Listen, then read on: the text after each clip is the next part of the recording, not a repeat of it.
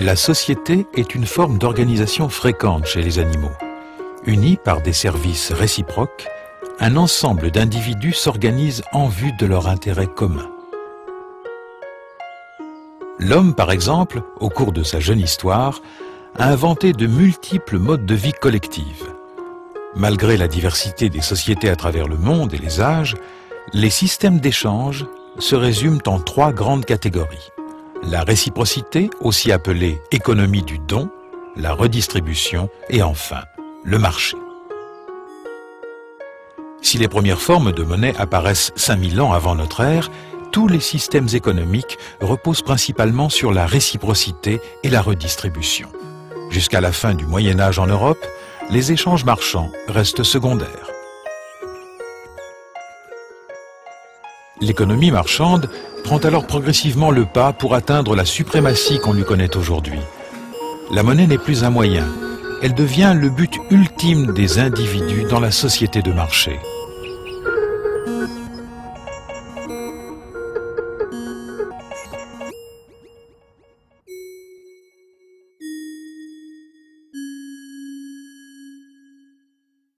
Money that is a drug. I mean, fundamentally, when you have a money of that nature, it is a drug.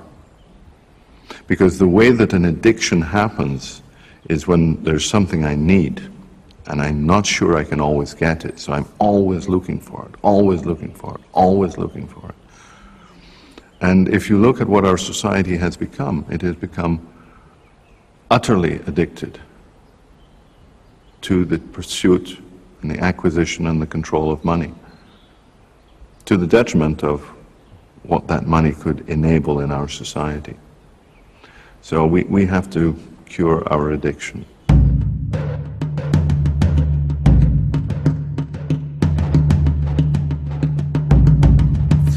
D'abord, tous les cours d'économie commencent par définir l'argent en tant que leur fonction, ce que fait l'argent.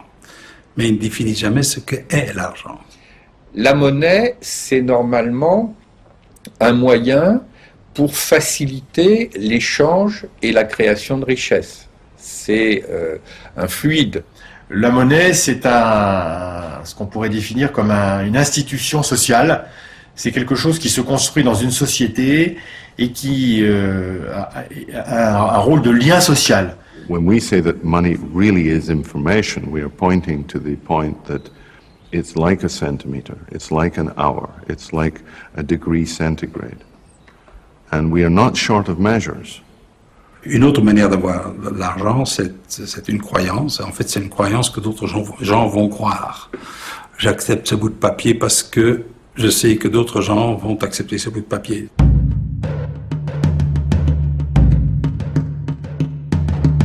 L'une des raisons majeures pour lesquelles la monnaie a été fétichisée, c'est qu'à une époque historique, on a décidé d'utiliser des métaux précieux, en particulier l'or et l'argent, comme vecteurs de la monnaie. Et donc la confusion entre la monnaie et l'argent, qui est une confusion qui perdure encore aujourd'hui, puisque à peu près tout le monde continue à parler d'argent, alors que depuis très longtemps, la monnaie non seulement n'est plus gagée sur de l'argent, mais n'est même plus gagée sur l'or depuis 1971. La monnaie est un pur jeu d'écriture.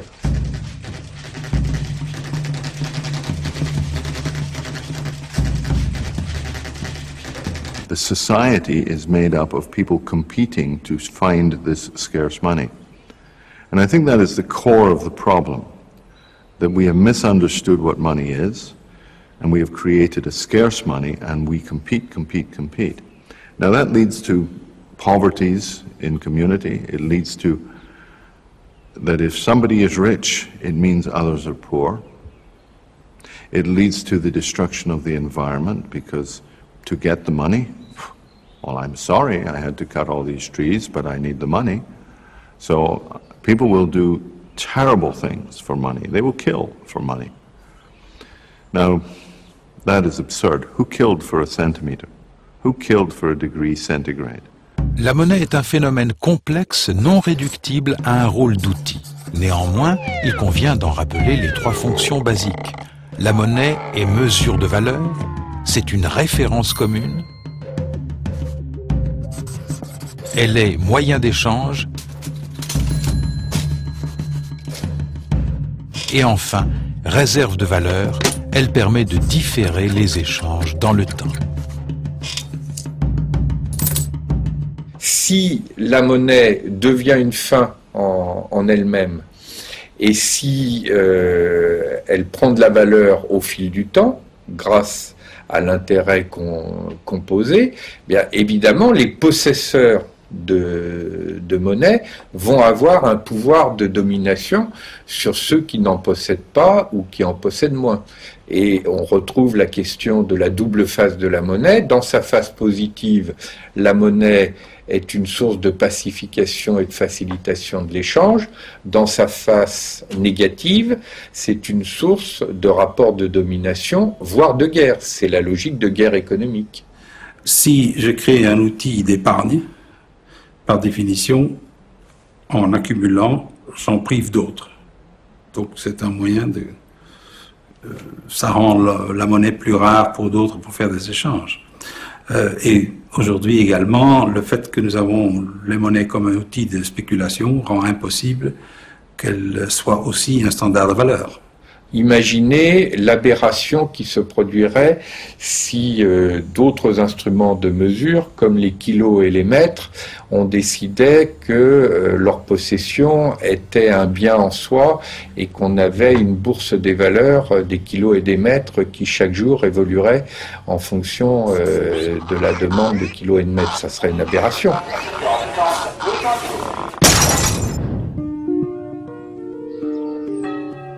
Quelle que soit la région du monde, dans les sociétés marchandes, les monnaies officielles présentent diverses aberrations. En Bavière, dans la région du lac Chiemsee, des individus tentent d'améliorer la circulation de la monnaie.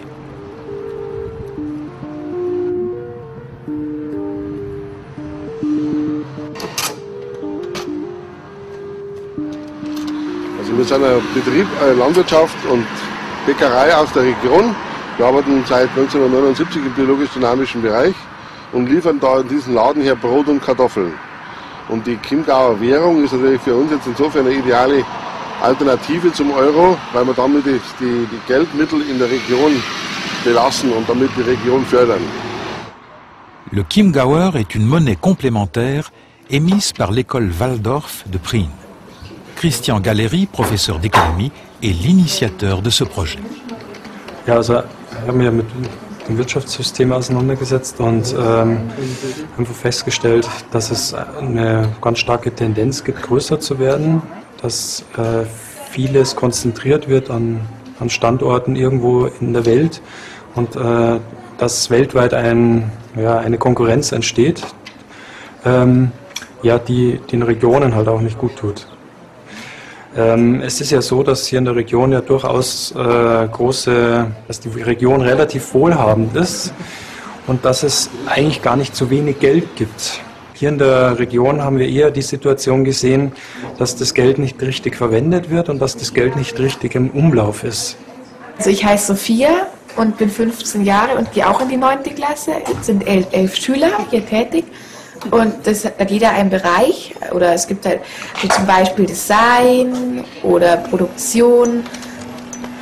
Ein Chiemgauer entsteht dann, wenn ein Kunde Euro gibt und Chiemgauer möchte. Ich habe jetzt in Prien zum Beispiel ist der Regionalmarkt, da hole ich oft die Chiemgauer ab. Dann noch der Waab, also das ist auch so ein Gemüsehändler und eben zu Bio, der hat ja so Bioprodukte. Alles gut.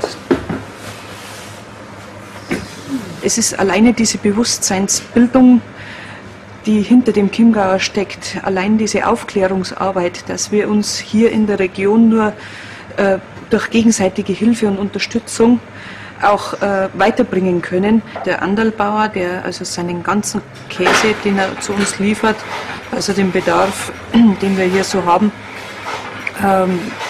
das sind monatlich an die 1000 Euro, die wir mit dem Chiemgauer bei ihm bezahlen.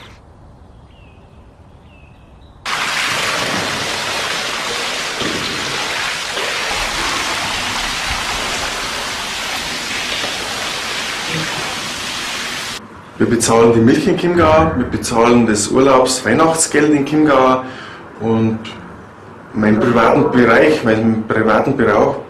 Bedarf von der Familie kaufen wir in den Bioläden ein und wird auch mit Chiemgauer bezahlt.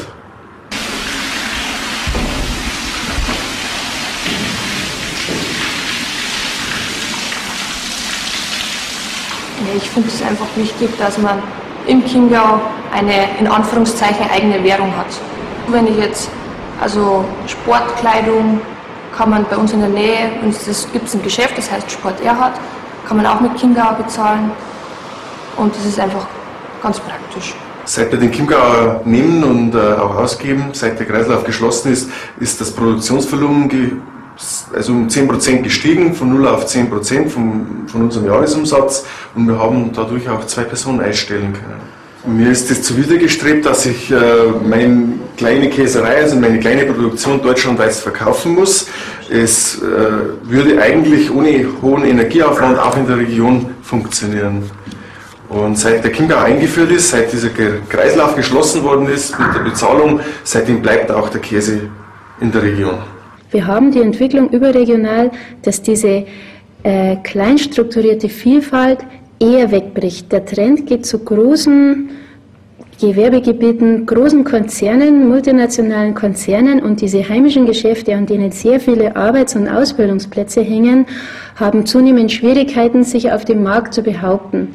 Und der Chiemgauer als heimisches Geld läuft nur in der Region und wird vor allem von diesen kleinstrukturierten Geschäften und Handwerksbetrieben verwendet.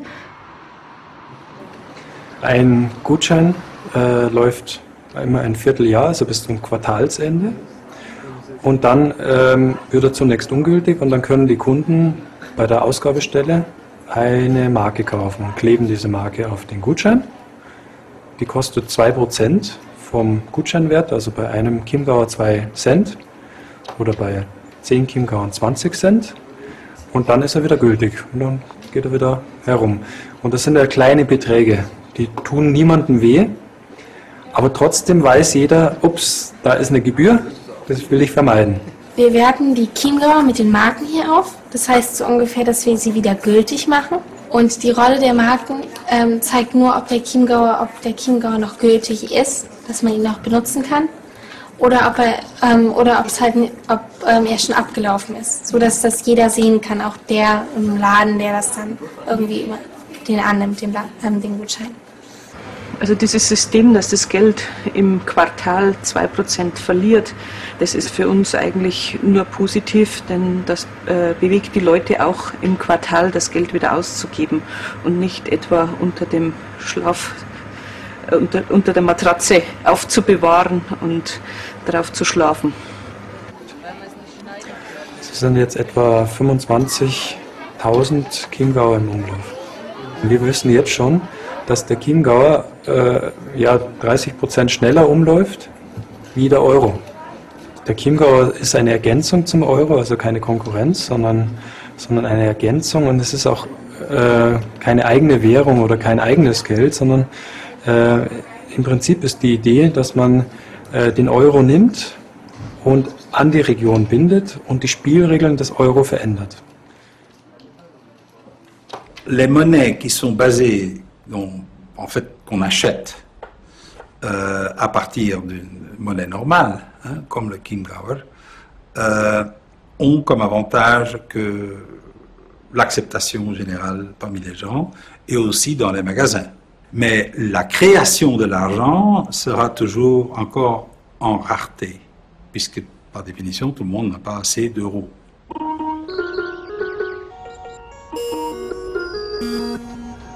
L'euro a été mis en place pour plusieurs raisons. La première raison, qui a été d'ailleurs, qui est une bonne raison, à mon avis, c'est de lutter contre la spéculation. Aujourd'hui, il y a 12 pays qui sont dans la zone euro. Donc ça correspond à 12 monnaies nationales qui existaient avant. Donc le franc, le mark, la lire italienne, la peseta espagnole, etc. Ces monnaies étaient en concurrence les unes avec les autres. Et donc, lorsqu'il y avait des tensions spéculatives, c'est-à-dire lorsque des opérateurs sur les marchés jouaient une monnaie contre l'autre, ça créait de l'instabilité qui était nuisible au fonctionnement de l'économie. Dans la nature, l'euro est exactement identique aux monnaies antérieures, c'est-à-dire elles sont des monnaies créées de rien par le système bancaire avec des taux d'intérêt et tout le mécanisme qui est caractéristique des monnaies classiques.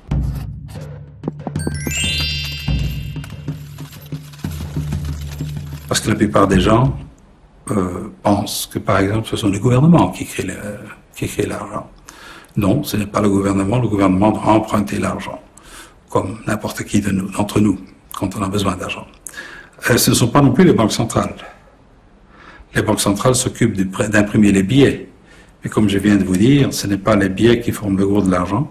Et en fait, vous pouvez avoir autant de billets tant que vous avez de l'argent électronique dans votre compte. Il y a eu l'équivalent d'un véritable coup d'État monétaire quand on a transféré le pouvoir de créer de la monnaie des acteurs publics vers les banques commerciales. Ceci s'est fait sans aucun débat et la plupart des gens dans une population ne le savent pas. C'est-à-dire aujourd'hui, le pouvoir public de création monétaire est limité aux pièces et aux billets, mais ça représente moins de 15% de la masse monétaire en circulation. L'essentiel de la monnaie est créé par les banques commerciales à l'occasion des crédits. Or, le seul critère à ce moment-là, ça n'est pas l'utilité sociale de l'activité qu'on va générer par la monnaie, c'est simplement la solvabilité des clients. Simplifions la circulation de la monnaie. Dans un premier temps, la monnaie est créée quand les banques accordent des crédits aux entreprises pour financer leurs activités. Les entreprises payent le salaire aux travailleurs, les travailleurs déposent leurs revenus à la banque. Dans un deuxième temps, les ménages utilisent leurs dépôts bancaires comme moyen de paiement. Avec, ils achètent des biens et des services aux entreprises. Celles-ci remboursent leurs crédits auprès des banques. La monnaie, créée au départ, disparaît à la fin du cycle.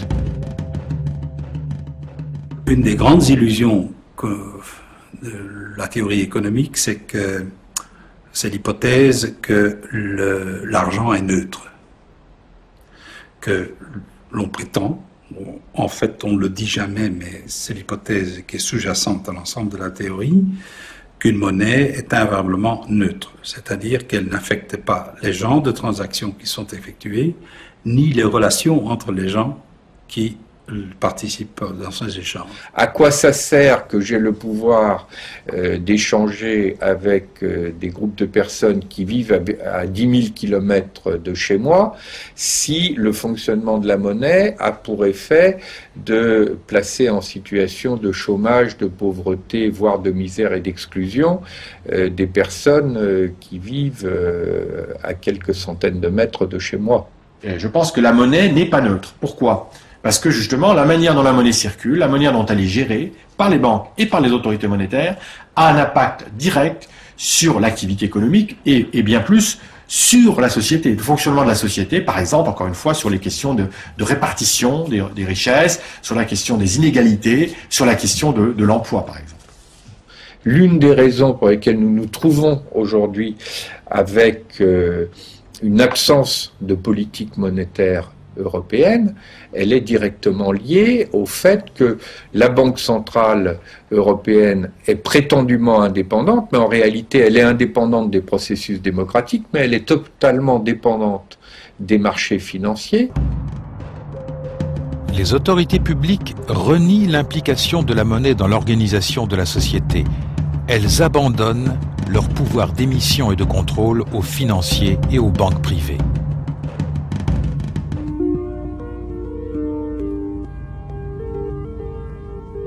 En Angleterre, dans la région de Gloucester, l'association FairShare a créé un système d'échange à vocation sociale.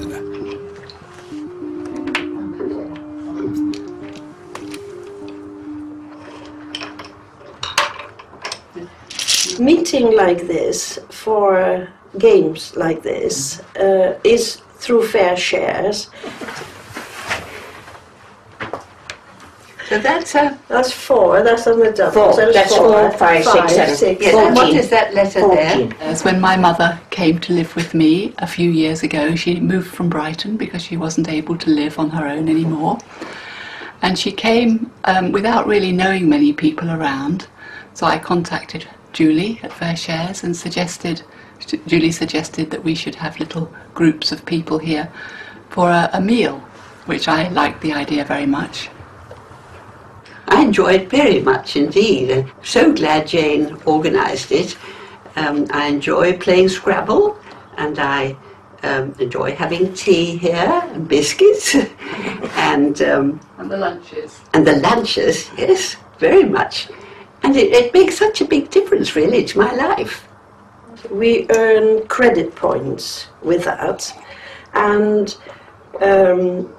we don't get money or whatever, it's just a credit points. I haven't been in Fair Shares very long, but I earned enough points to have my kitchen and bathroom redecorated. I was very pleased with it. Tea.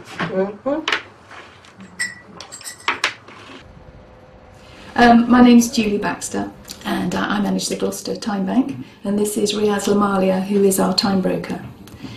Fair Shares is the name of our charity, and it's also the name of our currency, which is time. And 1 hour of anyone's time and everyone's time on the scheme is equal to 1 fair share. The concept is that people exchange their time giving services to other people in the community, and you can join as an individual or you can join as a group or organisation.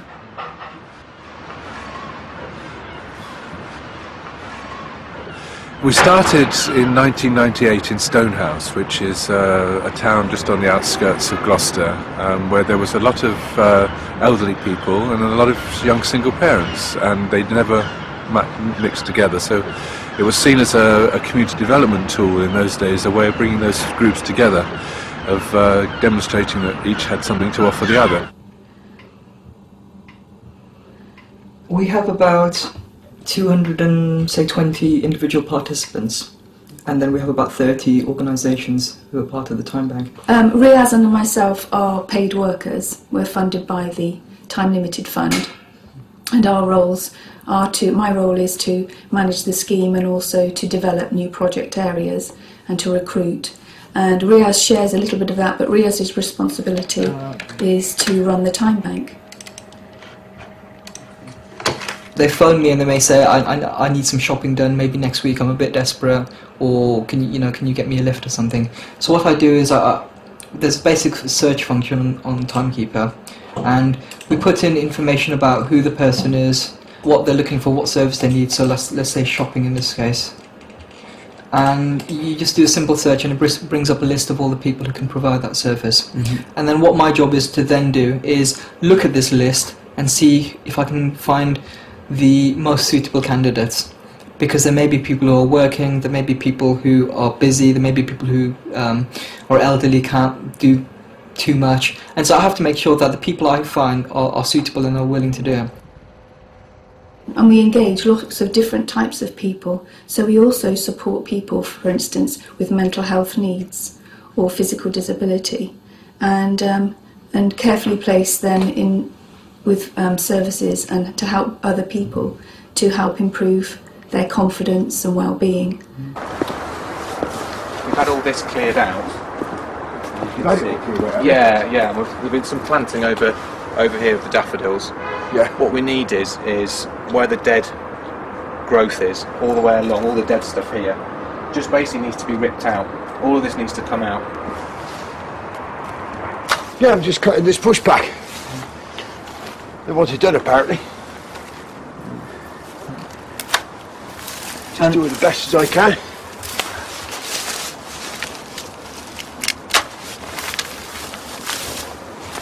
It's good fun. Meet nice people.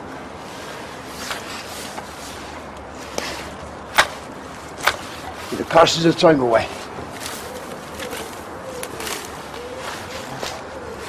Better than being stuck in the house. Better than being stuck in the house doing nothing. Yeah. You're out in the fresh air all the time. It's good fun. Decorating is more for the winter. Gardening is more for the summer, like.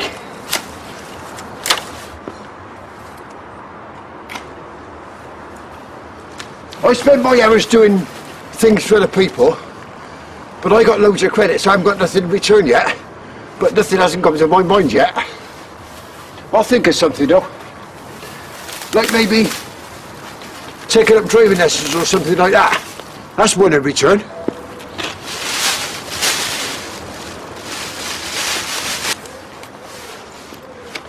The main reason why time banking is becoming so popular is the fact that in this kind of modern age, people are becoming more and more isolated. And I think it is a very safe way to just become part of something and be engaged, you know, re-engaged back in the community, which I think is missing for a lot of people. We have a closer relationship, and it's a much tighter community, it's a tighter network of engagement, and I think people feel a lot much safer. And a lot of people just who volunteered before would only do it occasionally once and then not again, whereas with this organisation we have regular social events and it's much more it's much friendlier. I haven't got a paid job. I have a pension and that I find is sufficient money for my needs. Time is worth more than money to me, because if somebody can give me an hour of their time doing a task that I require, regardless of the money factor, that's worth more to me. This whole individualism of looking out for number one. The years of Margaret Thatcher here, many years of Tory rule were, you know, don't give a sucker a break, look out for number one, and it's not a very satisfying way to live. So people were looking for some alternative to get back to a sense of community that we used to have. Time banking isn't something new. You know, people helping each other has been going on for centuries. You know, that's just traditional communities. What the time bank is just a way to help that along. And so yes, you know, in a perfect world, the time bank would just disappear because there's no need for it. We have a phrase in England about what goes around comes around. So when we talked about reciprocity in the time bank, giving and exchanging, people knew exactly what we were talking about right from the beginning.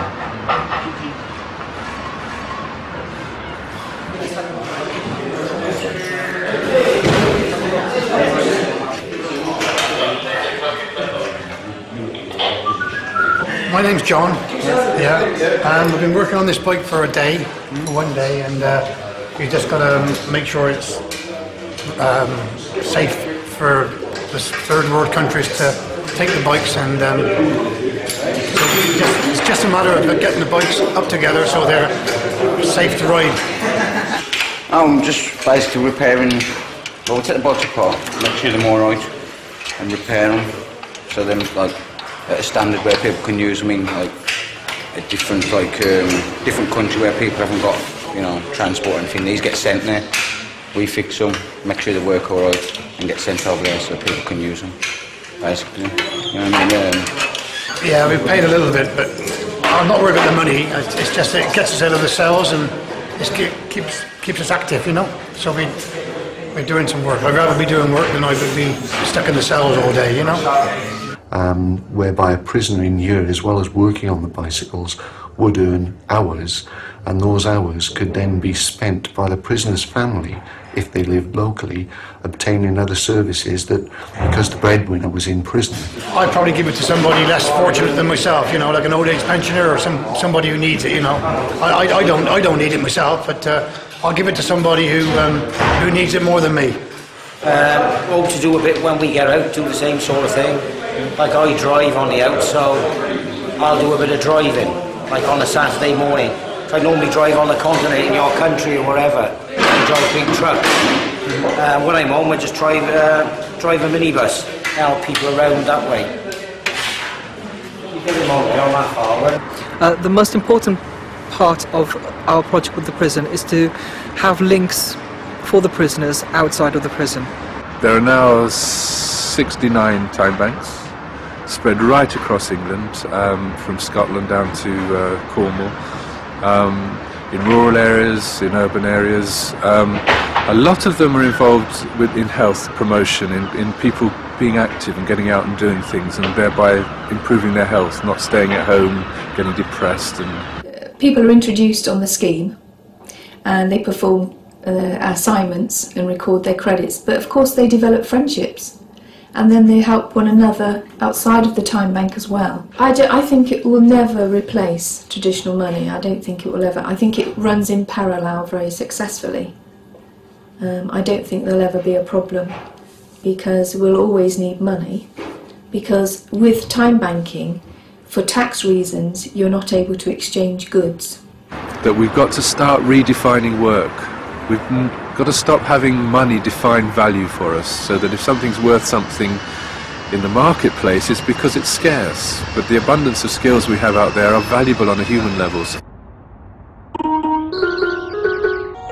Revenons à la création de la monnaie officielle. Les banques commerciales émettent la monnaie à l'occasion de crédits. Pour ce service, elles sont rémunérées par les intérêts. Interest is the price for money, like you pay a price for a chair, for a table, for clothes, you pay a price for money. Interest in itself is not such a problem, but interest and compound interest, that is interest on interest, is an exponential growth. En réalité, la notion d'intérêt composé est une notion qui est très dangereuse parce qu'elle confond la rétribution légitime d'un service avec la croyance que l'argent, parce que là justement on est dans une logique de l'argent qui non seulement aurait de la valeur en soi, mais aurait même la capacité de progresser en ordre de richesse dans le temps. It's 1 Milliarde euro per day in Germany, which is being redistributed from the people who work, 80% of the population, to 10% of the population who can put their money to work. And that is a form of slavery which the slaves, the people who pay, don't even understand. Il faut toujours qu'on augmente, que la croissance de l'économie ait lieu, de façon à ce que l'on puisse créer davantage de l'argent pour rembourser les intérêts des années précédentes. On est obligé de croître. On ne peut pas s'arrêter. Parce que si on s'arrête, eh bien, tout le système bloque. We need growth, growth, growth, and you ask yourself, why, what for? Is there not a limit to growth? Like, do we not stop growing and how can you have growth, endless growth, on a planet that is finite, that is not, that is not unlimited? Selon les Nations Unies, en 1999, la fortune des 225 individus les plus riches était égale aux revenus annuels des 2,5 milliards d'êtres humains les plus pauvres. Pour eux, on peut dire que la monnaie est rare et qu'elle est artificiellement rare, c'est-à-dire que ces 2,5 milliards d'êtres humains à peu près ont une capacité d'échange, de création qui va se trouver stérilisée par le fait qu'ils n'ont pas ou pas assez de monnaie. Inversement, pour les 225 personnes qui ont ces fortunes absolument démentielles, là, elles sont dans un excès de monnaie, et d'ailleurs on voit bien qu'elles ne réinjectent pas l'essentiel de ces sommes à l'intérieur de l'économie réelle. Ces sommes alimentent l'économie financière, bulle virtuelle dans laquelle tourne toujours plus de monnaie. Dans cette logique de spéculation, la monnaie n'a plus d'autre fonction que de générer encore plus de monnaie. Le verbe spéculer, c'est une anticipation sur l'avenir. La spéculation a comme objectif de gagner de l'argent à partir d'un changement de la valeur de l'unité. Donc j'achète aujourd'hui des dollars ou des yens ou n'importe quelle autre monnaie dans l'espoir que quand je la vendrai dans quelques heures ou dans quelques jours ou dans quelques semaines, cette valeur aura augmenté. La face positive, c'est de dire l'anticipation de l'avenir est quelque chose de légitime dans les sociétés, mais à condition que ça serve véritablement à être une anticipation de l'avenir de l'économie réelle, c'est-à-dire des biens et des services effectifs. il n'y a plus de véritable rapport entre l'économie financière et l'économie réelle. Et vous avez comme ça des masses de monnaie, par exemple, tous les jours, il circule sur le marché des capitaux à peu près 2000 milliards de dollars, tous les jours.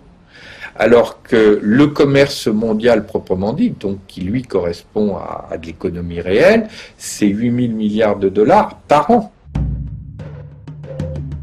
Ainsi, plus de 98% des transactions monétaires journalières ne correspondent pas à des échanges de biens et de services réellement existants.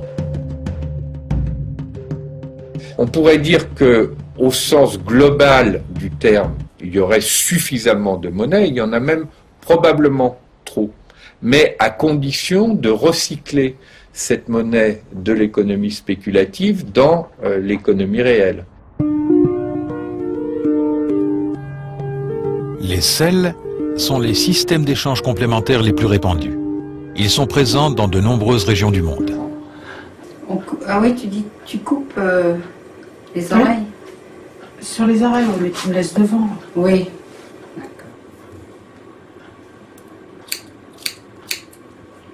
Il y a nos 2 numéros, il y a nos noms, et nombre de piaf, et l'objet, l'activité. Et c'est en 3 parties, donc chacun garde une petite partie qui permet de faire sa comptabilité. Et il y a une partie qui ressemble en fait à un chèque et qu'on envoie à la comptabilité du CEL, qui donc débite un compte et augmente le compte du crédité. Voilà, t'as plus qu'à signer. CEL, ça veut dire système d'échange local. Donc, on va voir sur ces 3 mots, local. On va commencer par la fin. Donc, il y en a beaucoup, même 3 à Paris, comme je disais. Il y en a beaucoup en région parisienne, il y en a une vingtaine. Il y en a en France, il y en a dans d'autres pays. Mais c'est toujours dans l'idée que c'est pour approcher les gens localement. Donc, dans l'idée de privilégier les relations de proximité. D'accord ? Système d'échange. Alors, échange, la base des CEL, c'est l'échange. L'échange entre les personnes, échange de biens, échange de services, échange de savoir. Au lieu de faire des échanges de personne à personne, par exemple, Emmanuel et moi, on va échanger. Je lui offre quelque chose pour que l'échange soit équilibré, il va m'offrir quelque chose à mon tour. Et entre nous deux, on va faire un troc équilibré. Dans ce cas, ce n'est pas un système, puisqu'il faut qu'on équilibre de l'un vers l'autre. À partir du moment où on va chercher à équilibrer par rapport au groupe, ça devient un système. Et ce système, il fonctionne grâce à une monnaie. Donc ça dépend des CEL, mais le CEL de Paris utilise une monnaie qui s'appelle le piaf. C'est au temps passé. Et c'est important comme principe, parce que ça veut dire que on ne fait pas de hiérarchie entre les différentes formes de services rendus. Finalement, on n'est pas tous logés à la même enseigne, on n'a pas tous eu la même chance, on n'a pas tous eu les mêmes accès à la formation, à la culture, etc. Mais on est tous des humains et on est tous capables de faire des choses. Dans un système de crédit mutuel, comme les CEL et les banques du temps, la monnaie ne peut pas manquer, car elle est créée au moment de l'échange. Au départ, tous les comptes sont à zéro. La monnaie est une différence, un déséquilibre entre 2 comptes qui s'équilibrent sur l'ensemble du système. Être débiteur n'est pas un problème. Le grand avantage du crédit mutuel, c'est que c'est un argent qui est en suffisance et pas en excès. Ce n'est pas l'abondance qui est la contrepartie de la rareté, c'est la suffisance. Quand vous êtes allé en abondance, dans le domaine monétaire, vous vous retrouvez avec un argent qui ne vaut rien.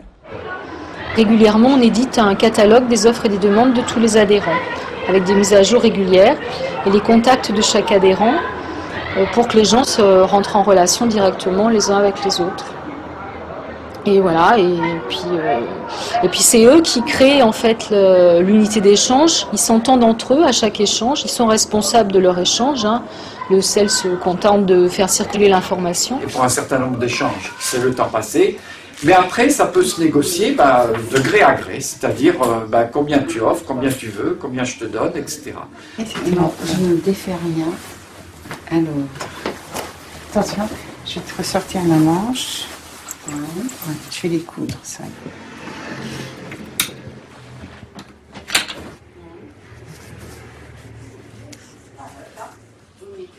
Voilà, ça c'est un impair qu'on a donné à Lucky, qu'elle a eu dans une blé, je crois. Donc qui lui a rien coûté en argent. Et moi je viens lui restaurer ce qui ne coûte rien comme argent.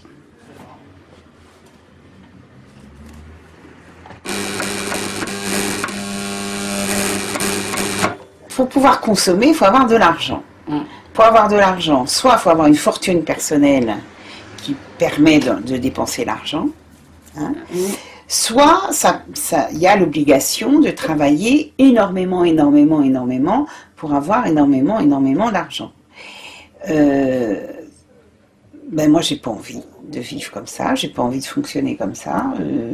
Travailler énormément, oui, si c'est un boulot qui m'intéresse, mais pas si c'est un boulot pour faire du fric, quoi. Oui, c'est sûr. Voilà. Moi, personnellement, comme je suis au chômage, et que je ne trouve pas de boulot, vu mon âge, je suis confrontée à me démerder, quoi. Me démerder, c'est aussi ça. C'est sûr que les gens qui ont... Ou alors, tu sombres dans le... Hein, les gens qui ont de l'argent... n'ont pas recours au sel, parce que au sel il faut avoir du temps à donner, et quand on travaille beaucoup on n'a pas de temps à donner, donc nous on a du temps, voilà, j'ai trop de demandes de couture pour le temps que j'ai à consacrer, donc moi je choisis mes piaffeuses, je choisis les personnes chez qui je vais le faire, c'est vrai. Alors, de venir faire de la couture chez Lucky, c'est vrai que je passe un moment avec elle. Certainement que sur une journée, par exemple une journée où j'ai passé, disons 6 heures à faire de la couture chez Lucky, en fait chez moi j'aurais mis peut-être 4 heures. Hein, parce qu'il y a 2 heures pour papotage, enfin comme ça. Mais ces 2 heures-là, moi c'est ça qui m'intéresse, c'est précieux, quoi. Peut-être. Celle-là est bonne. Celle-là est à la bonne taille. Mais alors là, c'est pas... Non, c'est parce que je fais sur l'envers. J'ai épinglé sur l'envers. Ah bon, alors... Tu l'enlèves et je vais continuer. Et c'est bon. D'accord. Et ça peut être aussi des gens qui n'ont pas beaucoup de savoir-faire et qui peuvent proposer des choses beaucoup plus simples, comme effectivement faire du ménage ou faire de la cuisine ou faire des choses comme ça. Et ce que je trouve bien, c'est que la monnaie d'échange est la même, la valeur est la même. Et suivant le service rendu, ce qui, à mon sens, fait un brassage.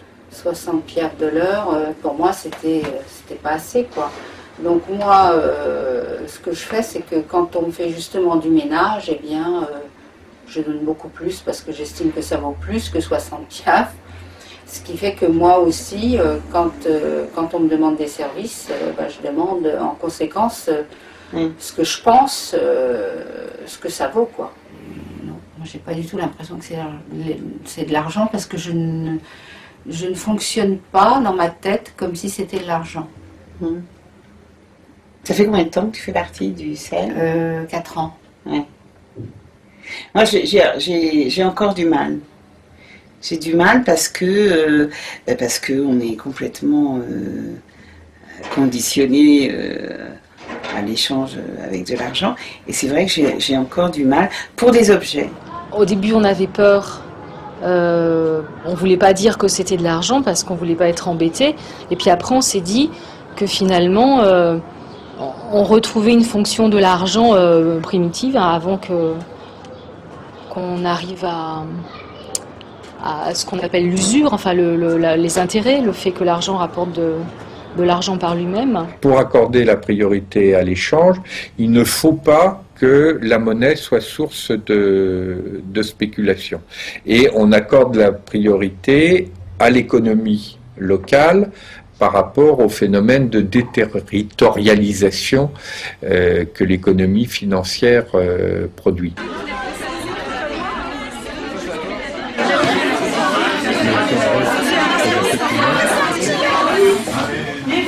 Oh, c'est bizarre, il y a une manche.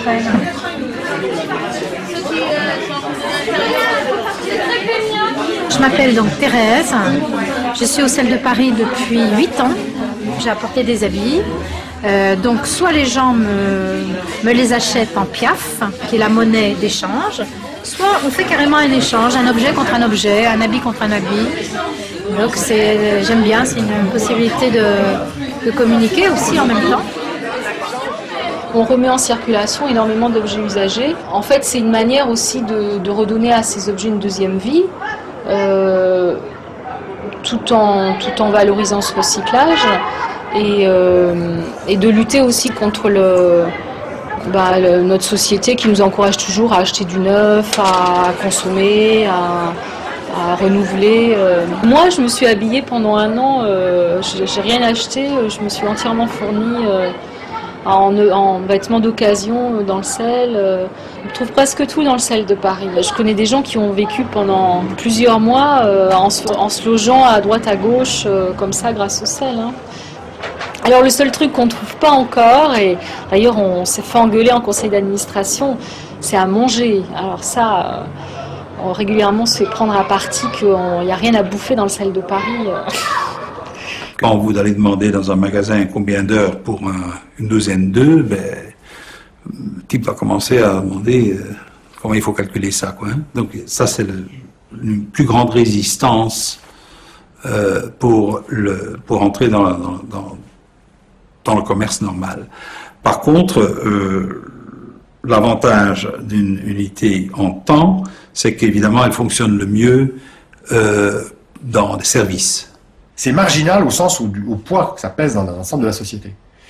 Mais c'est quelque chose qui est, je pense, appelé à se développer et qui est très important, ne serait-ce qu'au niveau de sa valeur symbolique. Parce que le fait qu'on voit que ce système peut fonctionner et qu'il permet de satisfaire des objectifs qui ne sont absolument pas pris en compte par la gestion de la monnaie dominante, c'est quelque chose qui va, même si ça n'atteint que 1, 2, 3, 4, 5, 10% des transactions, ça va obliger les autorités à changer de comportement. Le sel de l'Ariège a eu un procès pour travail au noir qui a été gagné par les sellistes. Le tribunal de Toulouse a dit qu'en fait il n'y avait pas de travail au noir parce que c'était de l'entraide et qu'il n'y avait pas de lien de subordination comme dans les contrats de travail. C'est vraiment une monnaie et qui aura, je pense, de plus en plus d'impact par rapport à toute cette précarité. Et ce qui est intéressant, c'est que on n'est pas dans un système de secourir ou autre, mais on respecte l'autonomie des gens.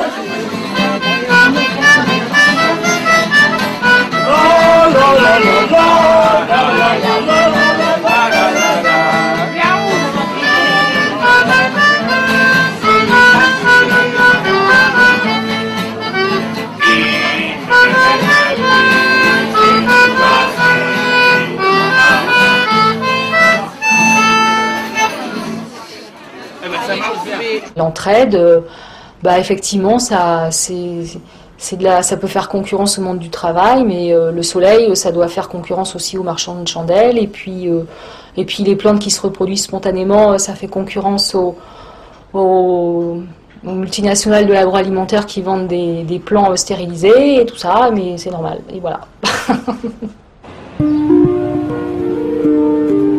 Face à une crise monétaire, les monnaies complémentaires peuvent s'avérer d'une grande utilité. En Argentine, en 2001, alors que la monnaie officielle s'est effondrée, jusqu'à 6 millions de personnes ont eu recours aux créditos. Il y a eu des centaines de familles qui ont vécu qu'avec la monnaie complémentaire. Des exemples très concrets, c'est-à-dire, je connais pas mal de familles où il y avait, disons, de petits emplois, des emplois vraiment marginaux, de 100 $ par mois, 100 € par mois, et qui vivaient une qualité de vie de 2000 € par mois. Et ce 2000, il venait d'où? Il venait de cette économie complémentaire. À partir d'un certain moment, le désastre de la monnaie officielle du peso était tel que les systèmes de monnaie alternative se sont répandus et qu'il y a une espèce de fétichisme et qu'un certain nombre de personnes se sont mis à faire de la surémission de créditos ou de la captation ou de la thésaurisation de créditos et ont fini par reproduire avec des monnaies alternatives les mêmes comportements destructeurs qu'avec les monnaies officielles. Le groupe se sont repliés sur eux-mêmes et maintenant il y a de petits réseaux, des réseaux de 40, 50 initiatives, c'est-à-dire 1000, 2000, 3000 personnes qui font encore leurs échanges, mais on a perdu la possibilité de faire vraiment un réseau citoyen parce qu'il y a eu l'esprit du néolibéralisme s'est mis dans la tête des gens qui ont manipulé toutes ces opérations. Le mouvement des monnaies complémentaires émerge partout à travers le monde. Il ne vise pas à remplacer le système officiel, mais souligne ses contradictions et tente de les résorber. Ces nouveaux systèmes d'échange remettent la monnaie au cœur du débat public en rappelant qu'elle oriente les rapports humains.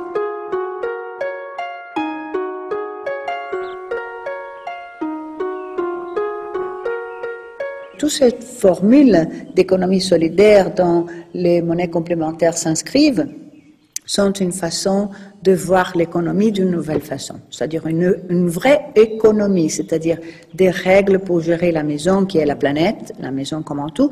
Donc l'argent doit reprendre son caractère d'utile, pas neutre, mais justement d'utile distributif. Et les monnaies complémentaires représentent cet outil-là, c'est un outil de redistribution de la richesse. Toutes les personnes et tous les groupes qui se trouvent victimes de fait de cette rareté artificielle de monnaie d'un côté et de cet excès de monnaie dans l'économie spéculative devraient normalement avoir intérêt à changer ce système. So if you have a community and work to do, jobs to get done, and there is no money, so make money. Create a money that does enable the processes to happen. Money is one of the most ingenious inventions of mankind, in which this can be, the potential of this invention can finally really serve us, instead of that we serve it.